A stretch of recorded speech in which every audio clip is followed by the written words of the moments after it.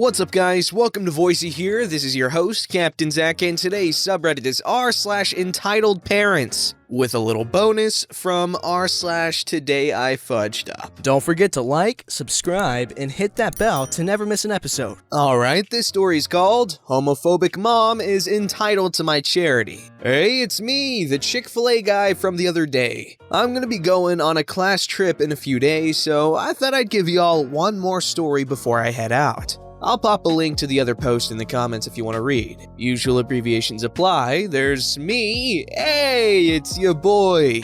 Guy 1. Guy 2. Entitled Mother. 1, guess who this is? Kid 1. Entitled Mother's son. Kid 2. Entitled Mother's daughter.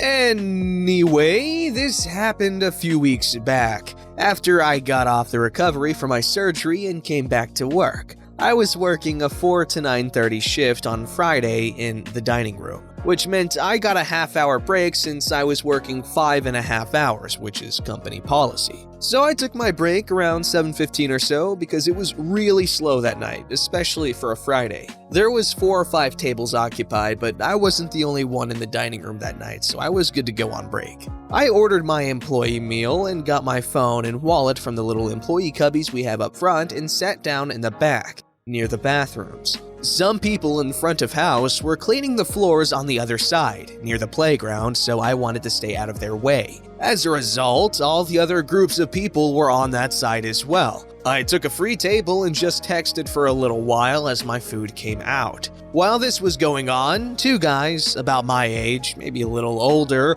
walked in and ordered before sitting down a few tables away from me, 1 table away from the entitled mother. I didn't think much of it until I saw the 2 guys walk by me holding hands. Now, if you read my last post, you probably noted the part where I said that I was bi. So seeing those guys go and sit down made me smile. I guess to me it was nice to see that everyone's got someone out there for them, and these guys had found that someone. Anyway, my order came out, and I had skipped lunch that day, so I started devouring that sandwich in parfait. While I was picking one of the tomatoes out of my sandwich, I heard a little bit of an argument break out behind me. Entitled Mother had noticed the boys holding hands and had gone over to their table. I didn't look over, but I kinda tuned into the conversation, mostly because I was curious. Excuse me, can you not hold hands, please? It's making my daughter uncomfortable. And why's that? Because you're both males? You got a smart daughter, huh? Cue childish internal laughing from me.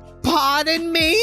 Lady, Guy 1 and I come in here pretty often and they never have a problem with us. Leave us alone if you don't want to deal with us. Entitled Mother sounded pretty ticked off about that. She started to yell at the 2 guys, who looked pretty uncomfortable. She went on for a minute or 2 about how homosexuality is a sin, and I don't want my children exposed to your disease. I didn't really want this lady to cause a scene, and I'm not really comfortable in a homophobic environment myself. So I stood up, put my name tag back on, and walked over to Guy 1 and Guy 2's table. Is there a problem here? It's none of your business. Actually, you're in my place of employment and you're causing a scene, so it is my business, ma'am. Don't talk back to me! Isn't this supposed to be a Christian restaurant? Why aren't you throwing those 2 out?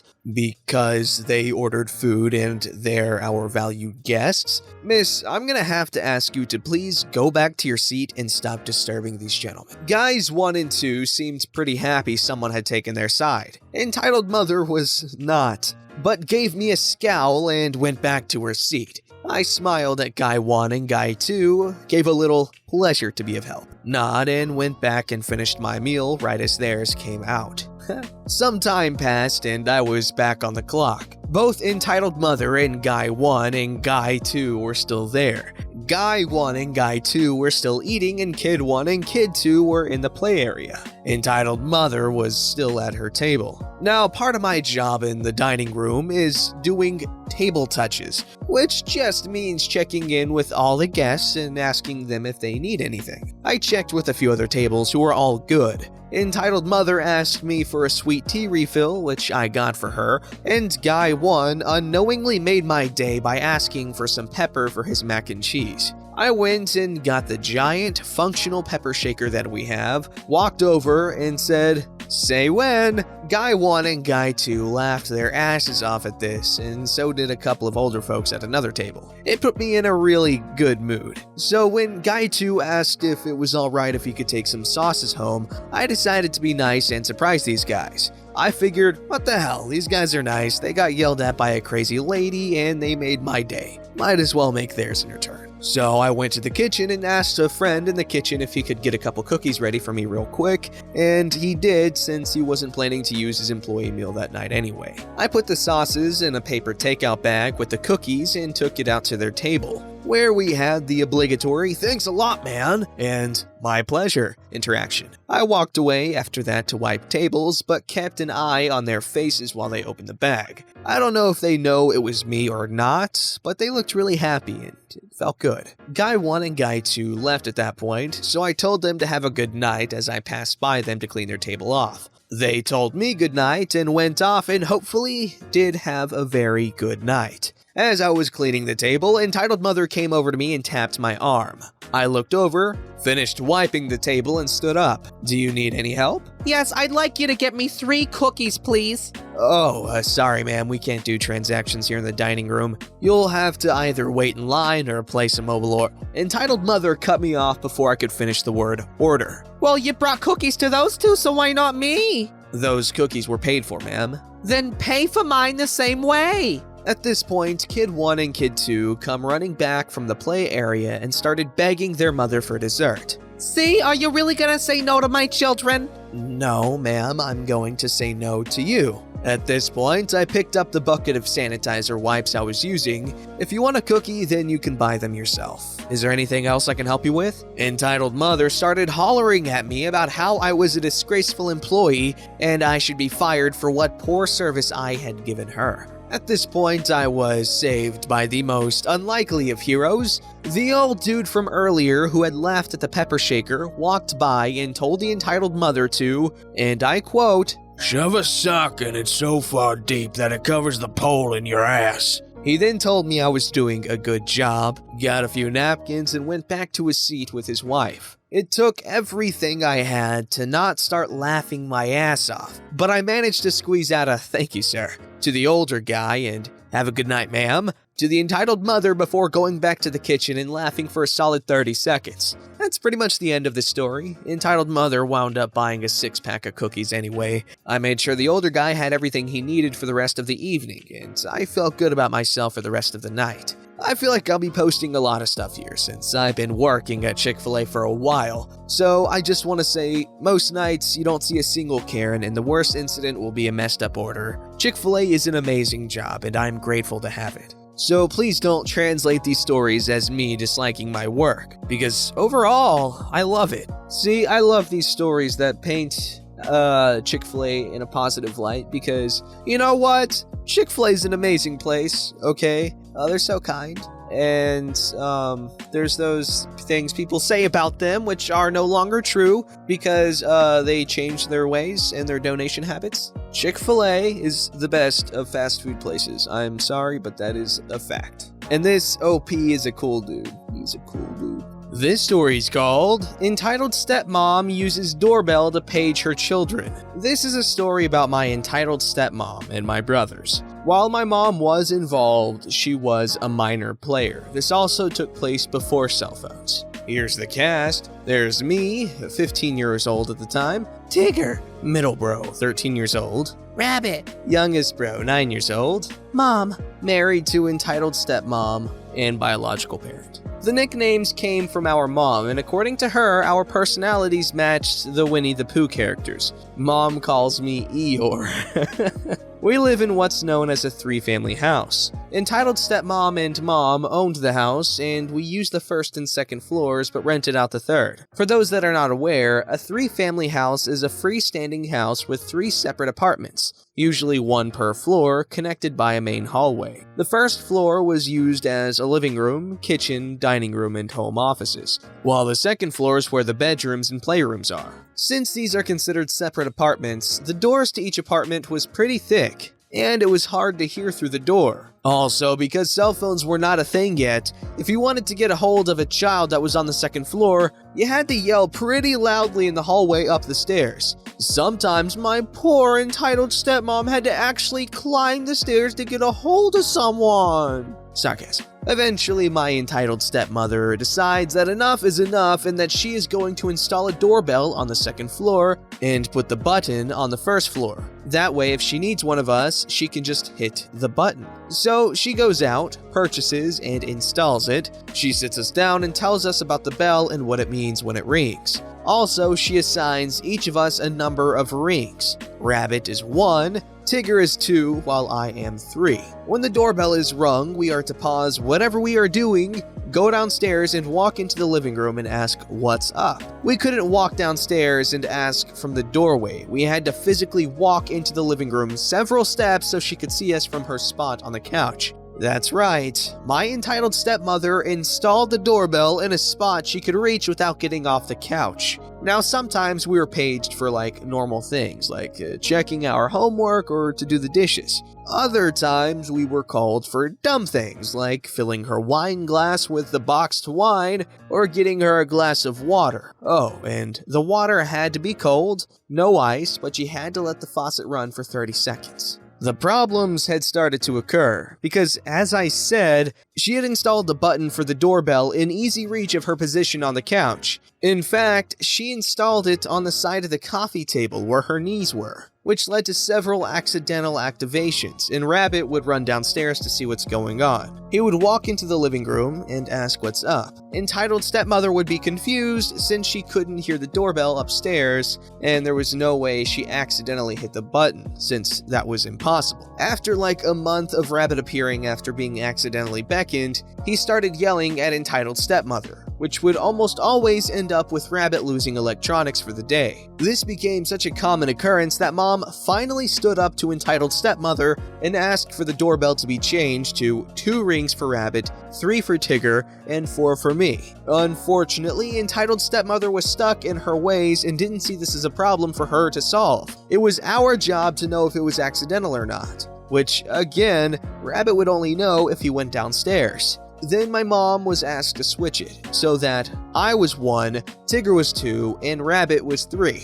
Her reasoning was that I was more level-headed and would be more forgiving of an accidental ring. Entitled stepmom said that was too confusing for us and she decided to keep the order the same. I guess for some reason she thought a 9-year-old and 15-year-olds couldn't understand the difference between 1 and 3. But we were required to get high marks in math. Anyways, eventually, you get sick and tired of hearing the doorbell, even when it wasn't calling you. I replaced the battery in both the button and the ringer several times with dead batteries. Eventually, I ran out of spare dead batteries. One day, I was playing video games in the playroom while Tigger was reading a book in his room, which due to the orientation of the house, I could see him where he was laying down. Suddenly, the bell goes off, twice. Tigger proceeds to continue to read his book. 2 more rings and a frustrated sigh from Tigger. Another minute passes with 2 more bell rings. After the 3rd group, Tigger throws his book across his room,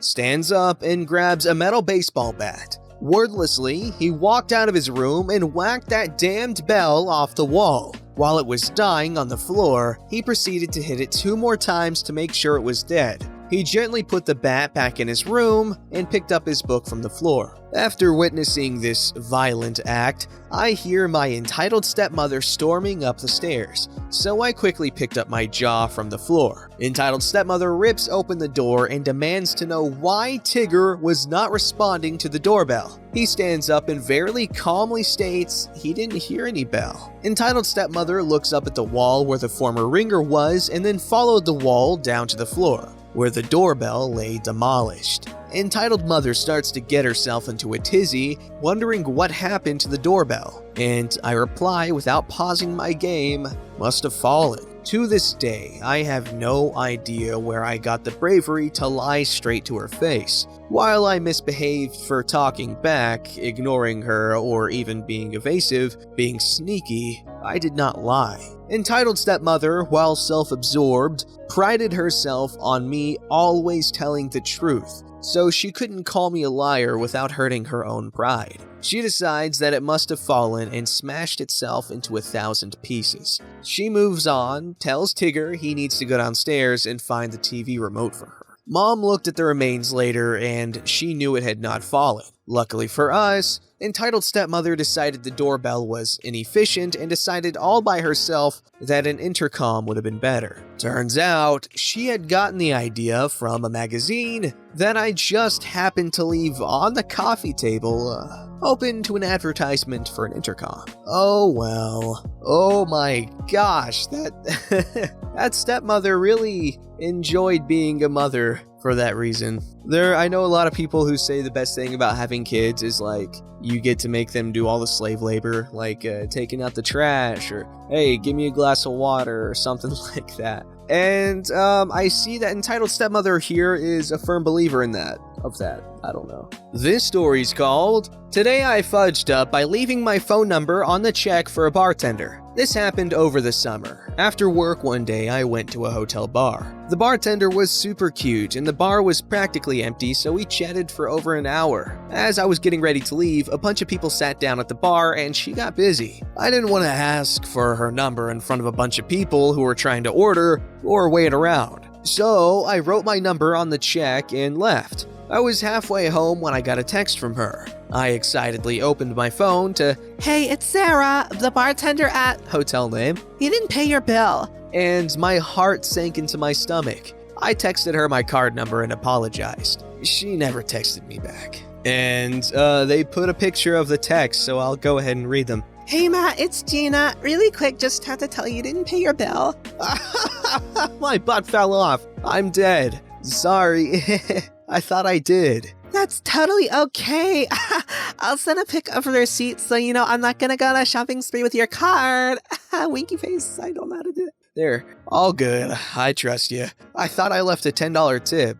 You just didn't scan the card, or I didn't give you the card? And the picture of the receipt with a $10 tip. I added the $10 already. I just didn't realize that I never got the card.